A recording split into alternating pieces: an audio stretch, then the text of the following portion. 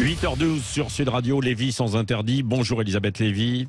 Bonjour Patrick, bonjour à tous. Alors je le disais, Emmanuel Macron a rencontré dimanche soir Giorgia Meloni, la nouvelle femme forte de l'Italie, et ça ne plaît pas à tout le monde.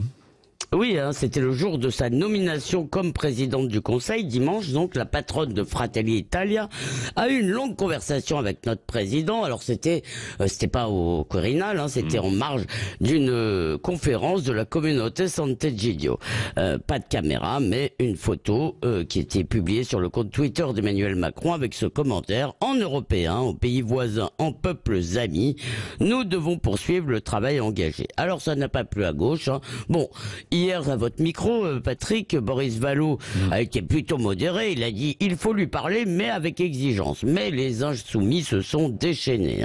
Alors Mathilde Panot, la patronne du groupe à l'Assemblée: les fascistes français en roue libre surfent indignement sur la mort de Lola. Et que fait Emmanuel Macron? Il court s'entretenir avec la dirigeante fasciste italienne Meloni. Sandrine Rousseau, elle parle de complaisance avec le fascisme et l'extrême droite. Et Olivier Faure, de banalisation sans frontières de l'extrême droite. Et il faut noter le goût douteux de franceinfo.fr qui a illustré son texte avec une photo d'Emmanuel Macron le bras en l'air comme s'il faisait le salut romain. C'est quand même un peu scandaleux même. Alors moi je préfère la blague d'un internaute qui a écrit Melon rencontre Meloni. Bon d'accord. Donc Emmanuel Macron a eu raison de rencontrer son homologue selon vous alors? Bah évidemment, d'abord ce n'est pas lui qui choisit les dirigeants italiens. Et puis, vous savez, les relations avec l'Allemagne sont au plus bas en ce moment, ça marche pas du tout. Donc, Meloni peut être une alliée précieuse, notamment sur la question énergétique. De plus, comme l'Italie est la grande bénéficiaire du plan de relance européen, elle en a eu un quart, elle a mis en sourdine ses critiques contre l'Union européenne. Et puis, si à 19 ans, elle proclamait effectivement son admiration pour le Duce, elle sait que le fascisme appartient au passé. En revanche, elle est très conservatrice sur le plan des mœurs, très anti-immigration aussi.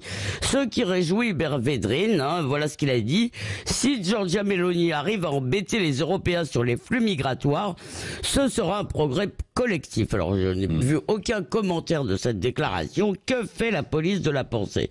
Bon, Patrick, c'est tout de même amusant de voir les nupistes éructer contre la rencontre Macron-Meloni le jour où les supposés fascistes français votent à Paris leur motion de censure.